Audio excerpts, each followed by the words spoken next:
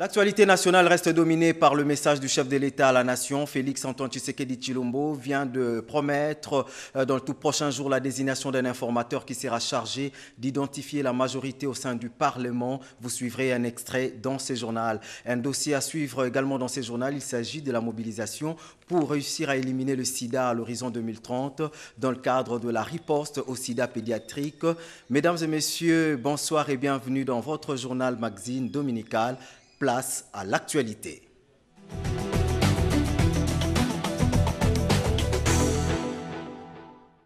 L'initiative du président de la République, Félix Antoine Tshisekedi Tshilombo, de créer l'Union sacrée de la nation, vient d'entrer dans sa phase décisive.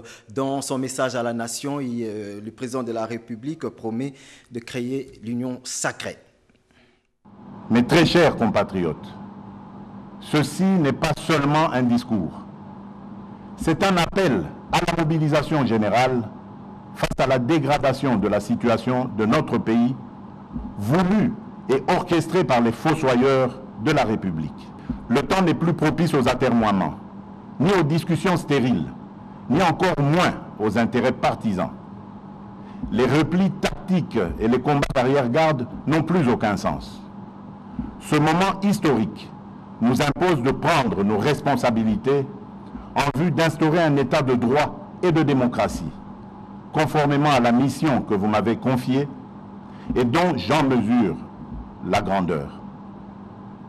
C'est pourquoi j'ai décidé de faire porter le grand projet de refondation du pays par l'ensemble des forces vives, politiques et sociales que compte notre pays au sein d'une union sacrée de la nation. Par union sacrée, j'entends une nouvelle conception de la gouvernance basée sur les résultats dans l'intérêt supérieur de la nation. Il s'agit d'adhérer aux principes, valeurs et cadres programmatiques dont je viens de fixer ici les grandes lignes. Ainsi, pour rendre effectives et concrétiser les réformes envisagées, la majorité parlementaire actuelle s'étant effritée, une nouvelle majorité est nécessaire. En conséquence, j'ai décidé de nommer un informateur, conformément aux dispositions de l'article 78, alinéa 2 de la Constitution. Il sera chargé d'identifier une nouvelle coalition, réunissant la majorité absolue des membres au sein de l'Assemblée nationale. C'est avec cette nouvelle coalition que le gouvernement qui sera mis en place au plus vite conduira son action durant le reste du quinquennat suivant ma vision, dans le but de répondre aux aspirations du peuple. Au cas contraire, fort de ce que les raisons de dissolution sont réunies, en ce qu'il existe effectivement une crise persistante, cristallisée notamment par le refus du Parlement de soutenir certaines initiatives du gouvernement, comme ce fut le cas lors de la prestation de serment des membres de la Cour constitutionnelle, j'userai des prérogatives constitutionnelles qui me sont reconnues pour revenir vers vous, peuple souverain, et vous demander cette majorité. Vous avez compris dans le message du chef de l'État qu'il a annoncé la nomination dans le tout prochain jour d'un informateur qui sera chargé de dégager la majorité au Parlement. Restant toujours dans ce même discours à l'initiative du président de la République, Félix Antoine Tshisekedi Tshilombo, celui de créer l'Union sacrée de la nation, vient d'entrer dans sa phase décisive. Dans son message à la nation, il lance un appel à la population, toutes tendances confondues, de soutenir sa vision et l'Union sacrée et le grand projet de la refondation de la nation. On écoute encore une fois le président de la République.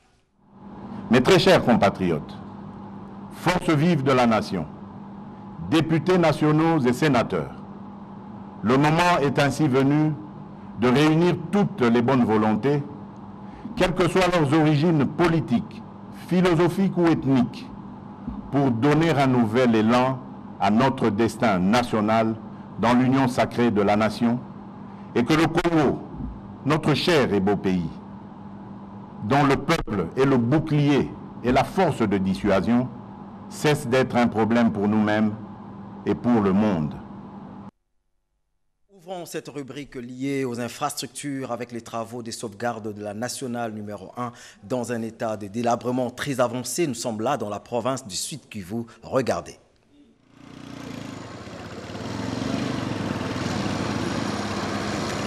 Impossible d'accéder à Kamituga par voiture avant janvier 2021, malgré la présence de l'Office des routes sur la RN2. Plusieurs tronçons routiers sont en train de se dégrader davantage à partir de Boahungu, également du lieu appelé Mise en Garde, Tubimbi, mais aussi de Moufa, dans le territoire de Walungu. Dans celui de Mouinga, les travaux de suppression des bourbiers en cours d'exécution par l'Office des routes avancent lentement suite à l'abondance des pluies, à la vétusté des matériels et au manque de carrières capables de résister pendant la saison de pluie. La carrière qui se trouve à proximité des bourbiers. Certains usagers de la RN2 encouragent la bonne volonté des agents de l'Office de route qui se donnent avec le peu de moyens reçus des partenaires miniers, reçus également du gouvernement provincial et du gouvernement central. Mais en attendant la totalité de ces moyens, ces derniers demandent au gouvernement de s'y impliquer résolument. C'est-à-dire l'Office des routes, j'ai trouvé les enjeux, j'ai trouvé les agents là-bas, ils sont stoppés. Comme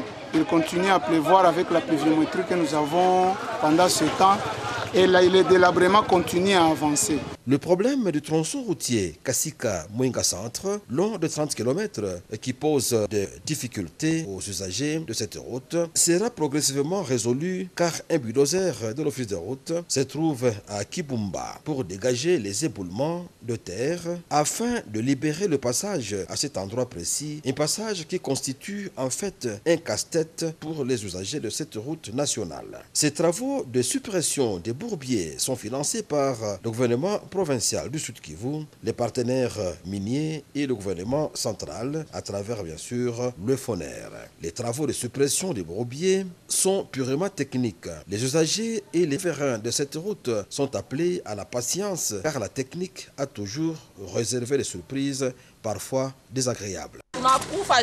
Et restons toujours dans ce chapitre des infrastructures, des voies de communication, l'évolution des travaux de 100 jours dans la construction des seaux des moutons et autres par l'OVD à Kinshasa a fait l'objet d'un point de presse tenu par le DG de l'OVD, l'ingénieur Victor Tumba. Le condensé de ce reportage nous est fait par Willy Tunakov. Drainage et en présence d'une foule immense des habitants d'Engaliema qui ont pris spontanément d'assaut les chantiers de Kinsuka Pompage, ingénieur Victor Tumba Chikela, DG de cet établissement public, accompagné de son adjoint Pikomwe Pukanyanta-Bilonda, a éclairé samedi 5 décembre 2020 la lanterne de la population chinoise, première bénéficiaire de ces ouvrages en cours de réalisation sur l'actualité brillante aux travaux placés sous la gestion de son établissement public qui préoccupe plus d'un Congolais. D'entrée de jeu, Victor Tumba Chikela a remercié les chefs de l'État initiateurs de tous ces projets exécutés par le gouvernement de la République par l'entremise du vice-premier ministre en charge des infrastructures pour les financements déjà alloués en dépit de la crise sanitaire due à la pandémie du coronavirus. Notre vice-premier ministre, Willy Ngopos, donc nous travaillons sous son encadrement et les orientations qu'il reçoit du chef de l'État à travers le Premier ministre. Et à travers ces projets de 100 jours, nous avions, nous l'OVD, 6 sautes-moutons à réaliser. Dans la ville de Kinshasa, l'OVD a exécuté beaucoup de projets dans le cadre de 100 jours. Et aujourd'hui, la plupart de ces projets, en dehors de sautes-moutons, l'OVD a réalisé 100% de ces travaux. Vous avez la ville de Goma et la ville de Bukavu, pour lesquels les travaux ne sont pas encore terminés, mais ils continuent à s'exécuter. En dehors de ces 4 sautes-moutons que l'OVD avait sous sa gestion, on avait aussi 2 autres projets de sautes-moutons. C'est les sautes-moutons qui devaient s'exécuter à l'IPEN et les sautes-moutons qui devaient s'exécuter sur le boulevard Triomphal. Pour les 2 que je viens de citer après, nous, l'OVD, nous les avons jugés inopportuns. Nous avons le saute-mouton de Mandela. Aujourd'hui, le saute-mouton de Mandela est terminé pratiquement à 100% par rapport au contrat. Et l'entreprise a perçu tout l'argent et les travaux ont été exécutés à 100%. Les saute-moutons de Sosimat, par rapport au contrat, les travaux sont exécutés à 98%. Par contre, le saute-mouton de la RTNC, l'entreprise a un retard. Si on doit inaugurer le saute-mouton, ce sera celui de Mandela, celui de Sosimat et celui de Pompage. Les difficultés rencontrées qui préoccupent également la population de Kinshasa-Pompage, telles que les arrêts de bus, le parking déjà aménagé, transformé actuellement à une fourrière, ainsi que les financements déjà décaissés, transparence oblige, ont également été évoqués sans détour ni tabou par le numéro 1 de l'OVD. Enfin, les pairs, programme d'entretien routier, le projet Chile-Gelou, qui veut dire en français exemple ou pilote, qui va toucher toutes les 26 provinces de la République démocratique du Congo, ont aussi fait l'objet du point de presse du patron de l'OVD. La ministre d'État du genre, famille et enfants a présidé la cérémonie du vernissage du livre intitulé « Taxi jaune ». C'était dans le cadre des 16 jours d'activisme, nous disent Yvette Makoutima et Cédric Kenina dans ce reportage. De Micheline Ali tombe à point nommé. Son vernissage intervient pendant la période de 16 jours d'activisme contre les violences sexuelles faites aux femmes. Une femme congolaise, victime de ce comportement décrié, a décidé de rompre le silence pour dénoncer à haute voix. Ce courage est salué par la ministre d'État en charge du genre. C'est une cérémonie importante, je l'ai dit lorsque j'ai eu à prononcer les mots. Nous sommes pendant les 16 jours d'activisme où il y a une campagne mondiale pour lutter contre les violences faites aux femmes. Les livres de la sœur Micheline Ali, qui est à mes côtés, entre effectivement dans cette démarche-là. Elle a vécu une situation et elle a pris le courage de dénoncer, pas seulement de parler, mais de mettre ça par écrit. C'est comme ça que nous avons dit il faut être là pour l'encourager, dire que nous voulons effectivement des attitudes comme ça, parce que ça contribue à trouver la solution au problème. Une fois que vous avez brisé le silence, vous avez dénoncé et vous ne vous êtes pas arrêté à parler, vous avez mis ça par écrit pour dire que ceux qui pourront par l'avenir vivre des mêmes situations ou ceux qui veulent se prévenir à de telles situations peuvent se servir de cet outil. Le titre en soi est porteur de messages. Taxi jaune renvoie au système de transport urbain à Kinshasa. Véhicules de transport, les taxis jaunes servent parfois des outils de facilitation des violences de tout genre. Je pense que ça va susciter en nous de regarder en nous-mêmes par rapport à notre rapport à notre société. La société congolaise, qu'on aimerait que ce soit une société paisible, une société où il fait bon vivre, où nous nous côtoyons paisiblement dans notre communauté. Alors j'aimerais vraiment que chacun de nous puisse s'engager par rapport au bien-être individuel et collectif de notre société. Voilà pourquoi j'aimerais bien qu'on puisse même recommander ce livre à nos membres de famille, recommander ce livre à nos jeunes surtout, parce qu'ils vont se sentir interpellés par rapport à ce qui est écrit dedans. Micheline Ali est une des rares femmes à présenter par écrit le récit de son martyre.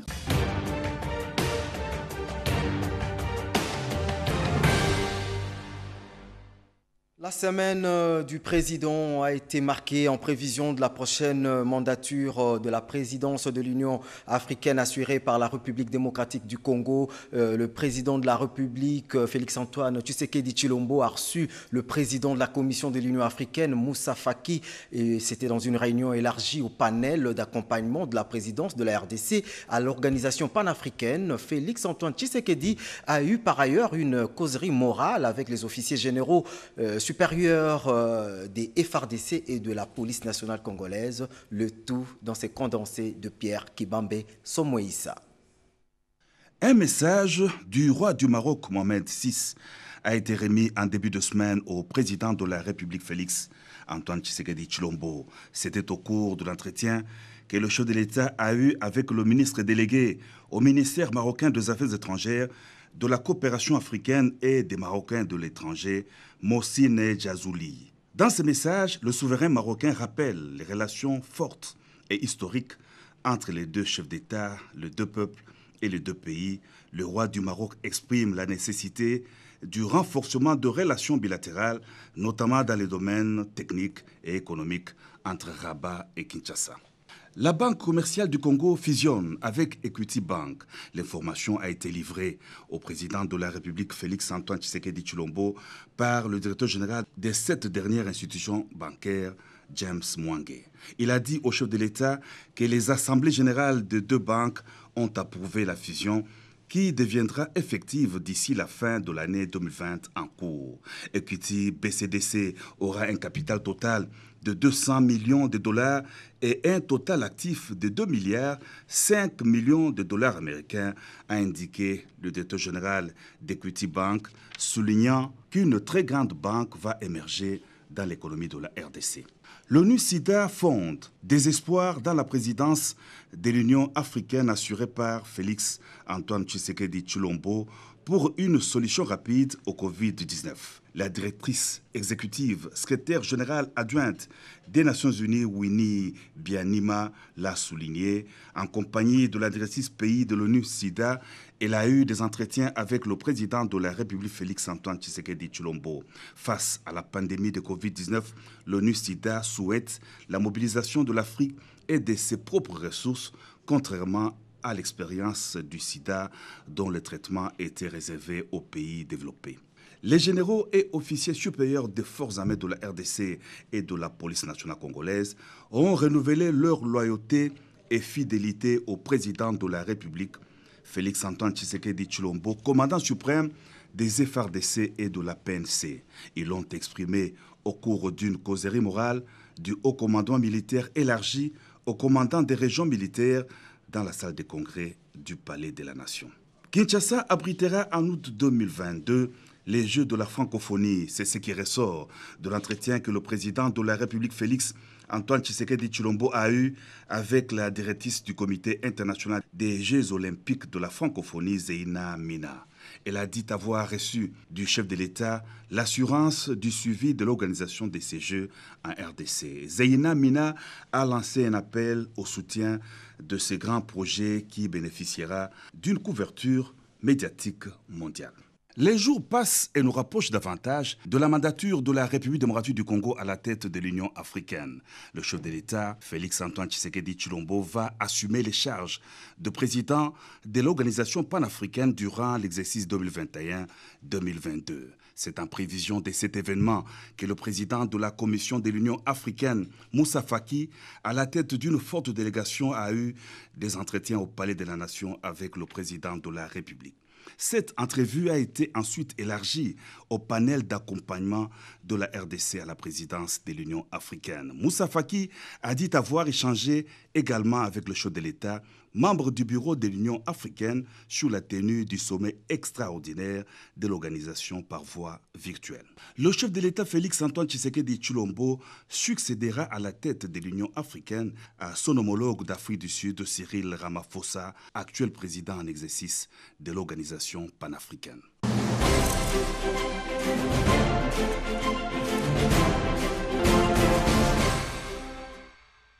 C'est le dossier dans ce journal. Malgré les avancées dans la lutte contre le VIH-Sida, la riposte au sida pédiatrique est faible. Les ARV pédiatriques posent problème. La directrice exécutive de l'ONU-SIDA à Kinshasa a appelé à une mobilisation pour réussir à éliminer le sida à l'horizon 2030. C'est un constat fait à la pédiatrie de Kalembelembe, nous dit Constance Monanga.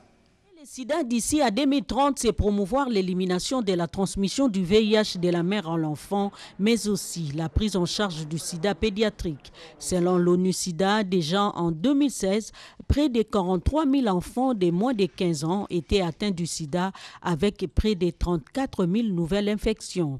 Les enfants ont été laissés pour compte dans la lutte contre le sida.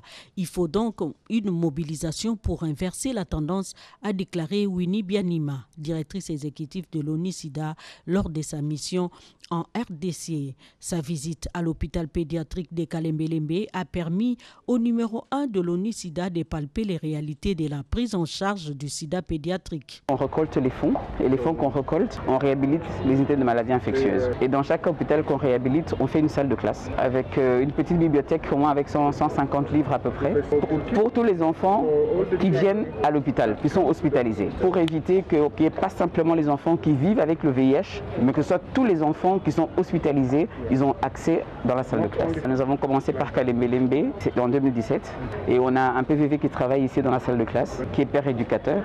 Les antirétroviraux pédiatriques posent problème. Les enfants malades du sida méritent une attention particulière. J'ai su mon état sérologique en 2011. J'ai commencé à prendre les médicaments depuis 2008. C'était pas facile en tout cas, vraiment révoltant. Je m'étais posé trop de questions. Comment je peux avoir cet état, tandis que je connaissais absolument rien. J'avais mal parce que j'avais connu beaucoup de filles. Je me demandais maintenant, j'ai pu infecter combien de filles, combien de personnes. Je me sentais un peu coupable. Le jour quand j'étais arrivé, il y a eu des jeunes qui m'ont vraiment très bien accueilli et me prodiguaient toujours des conseils pour très bien prendre mes médicaments. Et voilà, j'ai pris très bien mes médicaments, mais à un certain temps, je ne les prenais plus. J'avais une négligence, je me disais, bon, pourquoi prendre les médicaments tandis que je veux mourir, donc tant mieux laisser vivre comme ça. J'ai fait au moins 3 rechutes, mais les jeunes ne m'ont pas abandonné. Ce n'est pas la fin du monde. Tu es jeune, tu as besoin aussi de grandir, te marier et avoir des enfants. Mais si tu prends très très bien tes médicaments, il n'y aura pas de problème. Au bout de 6 mois, tu pourras avoir ta charge virale qui sera tellement en bas. Et voilà, je suis en train de vivre, comme tout le monde. En difficulté des terrains, l'unité des prises en charge des enfants atteints du sida de l'hôpital pédiatrique de Kalembelembe ne désarme pas. Nous travaillons avec les volontaires. C'est ici où ils sont reçus. On prend les signes vitaux, on complète les dossiers avec les mensurations, les questions, tout ce qu'il faut. Et on fait également les prélèvements. Mais pour ceux qui viennent pour les dépistages, par exemple, après ici, ils passent dans l'autre box, qui est le box de counseling, pour les dépistages. Pour parvenir à une génération sans sida, il est primordial de protéger la santé des femmes enceintes ou allaitantes vivant avec le sida. Et si nous sommes solidaires, nous pouvons éliminer le sida d'ici à 2030, un peu pour répondre au thème national de la Journée mondiale du sida. Soyons responsables et solidaires pour vaincre le sida d'ici à 2030. Par rapport à ces dossiers de Constance Mananga, suivons à présent la réaction du docteur Ememboyo. Il est directeur du programme national de lutte contre le sida sur les stratégies mises en place pour éliminer justement le sida d'ici l'horizon 2030. On l'écoute. Le pays a été honoré par la visite de la directrice exécutive de l'ONU-SIDA et en visitant l'hôpital pédiatrique de Kalembelembe, elle a voulu donc saluer l'immense travail qui est réalisé au niveau de cette institution hospitalière, mais aussi au niveau de la lutte contre le sida en général dans notre pays. Et le documentaire que nous avons suivi traduit en fait les efforts, n'est-ce pas, que nous déployons pour la prise en charge de personnes vivant avec le VIH et en particulier la prise en charge du sida pédiatrique. Mais il faut dire que c'est l'un des domaines qui constitue les défis pour notre pays, pour pouvoir améliorer, n'est-ce pas, les prestations, améliorer les résultats, les performances que nous avons dans ce domaine de prise en charge. Je suis convaincu que beaucoup d'acteurs sont optimistes pour que notre pays parvienne, n'est-ce pas, à vaincre le VIH-Sida. Mais il y a des conditions. J'en voudrais en citer 3. La première des conditions, c'est qu'il faudrait que l'engagement politique, l'engagement du président de la République, du gouvernement de la République, des institutions législatives de notre pays, qu'il s'agisse du Parlement, des assemblées provinciales, etc., cet engagement doit être fort et renouvelé pour pouvoir, n'est-ce pas, rester alerte par rapport à ces problèmes majeurs de santé publique. La deuxième condition, c'est que nous devons davantage mobiliser de ressources, non seulement de ressources auprès de partenaires extérieurs, mais mais surtout des ressources domestiques pour pouvoir faire face à tout le besoin, n'est-ce pas, lié à la lutte contre le VIH. Et la troisième condition, et non de moindre, c'est l'engagement communautaire. Donc nous avons absolument besoin que les organisations de la société civile qui sont engagées dans la lutte contre le sida soient mobilisées, s'approprient toutes les stratégies, tout ce que nous faisons pour que nous puissions réussir, n'est-ce pas, à obtenir l'adhésion de nos communautés et même des personnes vivant avec le VIH, des adolescents et jeunes eux-mêmes pour que nous puissions améliorer nos performances. Mais disons que les différentes stratégies pour la lutte contre le VIH-Sida sont consignées dans les plans stratégiques nationales 2020-2023. Mais de manière résumée, nous pouvons dire qu'il nous faut absolument les plaidoyer pour que nous ayons l'implication des responsables politiques et de leaders d'opinion. Il faut maintenir le plaidoyer. À part le plaidoyer, la mobilisation sociale. Je le disais, on a besoin de l'engagement communautaire, mais il faut continuer à sensibiliser, à mobiliser nos populations. Alors, la troisième stratégie, c'est le renforcement de l'offre des services de dépistage, de soins et traitements, mais aussi de soutien aux personnes vivant avec le VIH et même des personnes affectées. Alors, la quatrième stratégie, je crois qu'il est important de promouvoir les droits humains et le genre pour pouvoir lutter contre la discrimination, la stigmatisation et même l'exclusion de personnes infectées et de personnes affectées par le VIH. Et la dernière, si je peux m'arrêter là, c'est de pouvoir améliorer la gestion de l'information liées au VIH, parce que c'est avec des données probantes, des données de qualité qu'on parviendra à mieux planifier et à prendre des décisions idoines. C'était bien le docteur Aimé Mboyo, il est directeur du programme national de lutte contre le sida. Autre chose, Cap dans la province de Haut-Touélé, décalé pour des raisons organisationnelles. La journée internationale de lutte contre le sida 2020 a été célébrée le 5 décembre dernier. Les activités de la campagne de lutte ont été lancées en présence de l'autorité provinciale. Reportage signé Siro et Nathalie Mboulakabeya. La journée mondiale de lutte contre le sida, édition 2020, est finalement célébrée le samedi 5 décembre dans le Haut-Touélé, sous le haut patronage de l'autorité provinciale. Tout commence par une caravane motorisée sur le Grand des Artères avant de chuter à la salle polyvalente Notre-Dame de l'Enfant Jésus d'Issuro.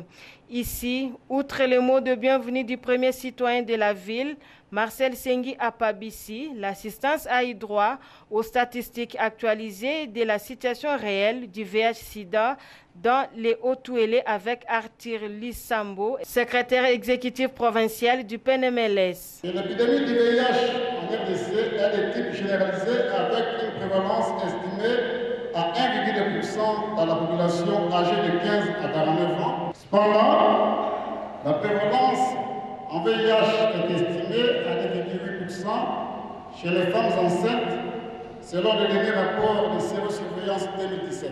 Dans les Haut-Touélé, la prévalence du VIH est estimée à 6,9% dans la population âgée de 15 à 49 ans et chez les femmes enceintes à 4,1%, ce qui est de loin supérieur à la moyenne nationale.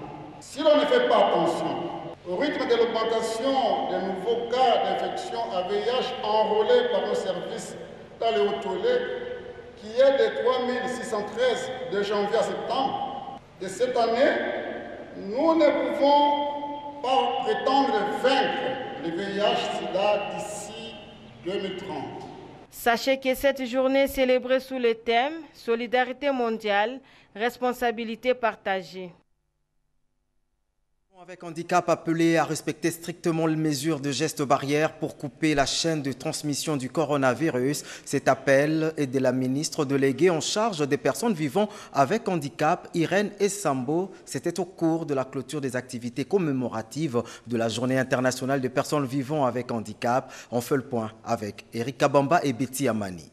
Joyeuse, maître Irène Essambo Diata, ministre déléguée en charge de personnes vivant avec handicap, vient de gagner le pari de sensibilisation des personnes handicapées de la ville de Kinshasa en marge de la célébration de la journée leur dédiée. Pour cette dernière journée, Irénée Sambo s'est rendue à Limete pour alerter ces personnes vulnérables sur le danger de la deuxième vague du coronavirus en RDC. Elle les a aussi appelés au respect de gestes et barrières, l'unique moyen pour couper la chaîne de transmission de ces virus. Autre sujet de sensibilisation, c'est la loi organique portant protection de personnes vivant avec handicap qui se trouve déjà à la Chambre haute du Parlement pour la seconde lecture avant sa promulgation.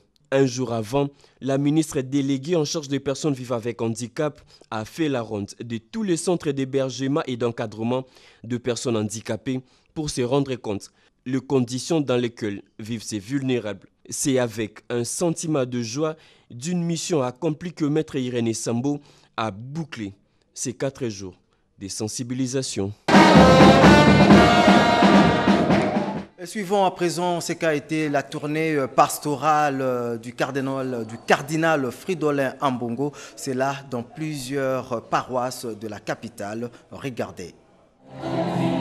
Yandi Yaïd Kekota que le cardinal Ambongo dans une église bénie en 1956 par le premier cardinal Joseph Albert Maloula et que l'archevêque métropolitain a célébré la messe du deuxième dimanche de la période de l'Avent. Dans l'évangile tiré du livre de Marc chapitre 1 verset 1 jusqu'à 8, Jean-Baptiste annonce la venue du Christ. Le cardinal a dans sa lettre pastorale attiré l'attention sur la notion de la venue du Christ qui est une consolation. Dieu veut que son peuple vive heureux. Dieu a besoin de la collaboration. L'Église nous a rappelé alors nos fonctions prophétiques. Ainsi, il faut que l'homme s'éloigne du péché. Le salut que nous attendons ne viendra que par l'engagement d'un chacun. Nous sommes invités à prendre un engagement ferme, à ramener à Dieu les cœurs des hommes et des femmes de notre temps, de notre pays. Les cœurs des hommes et des femmes qui se sont éloignés de Dieu et dont les conséquences s'abattent sur nous aujourd'hui de façon cruelle. En suivant l'exemple des prophètes, je m'engage moi aujourd'hui à être prophète pour mes frères, pour mes sœurs. Je prends l'engagement sur et devant Dieu de m'impliquer pour que l'humiliation de mon peuple puisse cesser. Autre temps fort de ces cultes, c'est la remise des cadeaux par les paroissiens, avec à leur tête les comités paroissiaux, suivis de l'honorable Iéli, et à la clôture d'un cadeau spécial d'un tableau où l'on rappelle la base de la foi catholique, le pain et la coupe de sang de Jésus, œuvre du jubilaire, l'artiste Sassa Poiti, directeur du décor à l'RTNC et président de la Fédération du mouvement scout en RDC. C'est dans la joie que les fidèles ont quitté la paroisse après la bénédiction finale, leur offerte par le cardinal Fridolin Ambongo, appelé affectueusement Pater de l'église de la RDC. L'UCOFEM, c'est l'Union congolaise de femmes de médias qui vient de recevoir le contenu de son statut. Ces dispositions ont été annoncées au cours de leur assemblée générale qui s'est tenue la semaine dernière dans la commune de la Gombe. Reportage Marie-Louise Mbela. Il était temps pour l'Union congolaise des femmes des médias de réactualiser son statut. Voilà qui justifie la tenue de cette assemblée générale qui a donc permis aux membres effectifs de cette structure d'amender les règlements qui régissent l'UCOFEM, et ce après avoir examiné minutieusement article par article. À l'issue de ces débats houleux, les membres venus des autres provinces de la République ont approuvé et adopté à l'unanimité les amendements pour la bonne marche de l'Union congolaise des femmes des médias. La directrice exécutive de l'UCOFEM, Anna Maïmona, parle de l'aboutissement heureux de cette étape avant de passer à l'Assemblée élective. Vu le développement de l'UCOFEM depuis un certain temps, et donc nous sommes attelés à révisiter nos statuts et à l'amender. Donc nous avons adopté le nouveau statut. Et la troisième étape, ça serait les élections. Et nous allons nous accorder sur la période dans laquelle nous allons le faire. Il n'est pas question de courir derrière quoi que ce soit. C'est ce que nous sommes en train de faire. Finaliser l'amendement, présenter à l'autorité pour que cela soit retenu, préparer ce qui est à préparer, le système d'adhésion, les cartes. Quand ça sera prêt, on pas décider de la date ou de la période des élections. À l'heure où le pays s'est engagé à éradiquer les violences basées sur les genres, Anna Maïmona a profité de cette occasion pour appeler les femmes des médias à s'y impliquer en jouant pleinement son rôle. Je vais lier le message à la campagne qui se passe maintenant, campagne de 16 jours d'activisme contre les violences faites aux femmes. Donc d'une manière ou d'une autre, quand on est femme, quand on est surtout engagé dans les médias, on doit s'engager dans la campagne de lutte contre les violences faites aux femmes. Rappel des titres, l'actualité nationale reste dominée par le message du chef de l'État à la nation, Félix-Antoine Tshisekedi Tshilombo, qui vient de promettre dans le tout prochain jour la désignation d'un informateur qui sera chargé d'identifier la majorité au sein du Parlement. Ce message du président de la République que vous suivrez à l'intégralité justement après ce journal. Merci de nous avoir suivis et à très vite.